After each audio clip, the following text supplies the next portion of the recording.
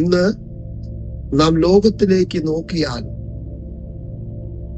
മനുഷ്യൻ സമാധാനമില്ലാതെ, സന്തോഷം ലഭിക്കുവാൻ കഴിയാതെ, നിരാശനായി ആത്മഹത്യയും കൊലപാതകങ്ങളും കൂട്ടമായി നടന്നുകൊണ്ടിരിക്കുന്ന ഈ കാലയളവില് മനുഷ്യന് സ്വസ്ഥതയില്ല, സമാധാനമില്ല.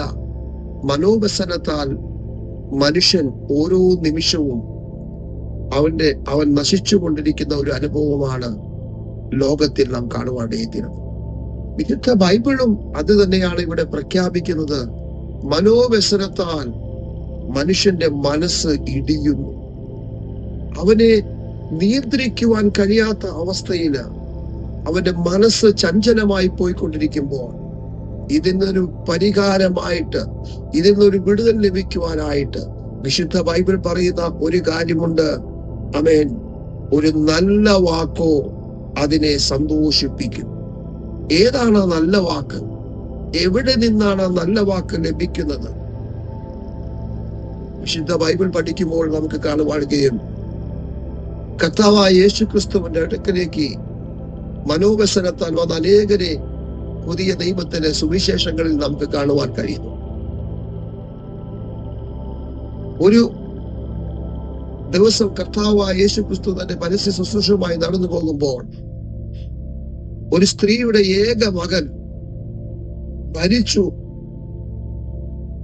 മാറ്റപ്പെട്ടപ്പോൾ ആ മരിച്ച ശവശരീരവുമായിട്ട് മഞ്ചവും ചുമന്നുകൊണ്ട് പോകുന്ന ഒരു കൂട്ടം ജനം, തന്റെ മകൻ നഷ്ടപ്പെട്ടതിന്റെ വേർപാടിൽ മനോവ്യസനത്താൽ ഭാരപ്പെടുന്ന ഈ സഹോദരിയെ കണ്ട് യേശു കർത്താവ് വന്ന് ആ മഞ്ചത്തിന്മേൽ തൊട്ട് ആ ശവശരീരത്തെ ഉയർത്തി എഴുന്നേൽപ്പിക്കുവാനിടയായിത്തീർന്നു.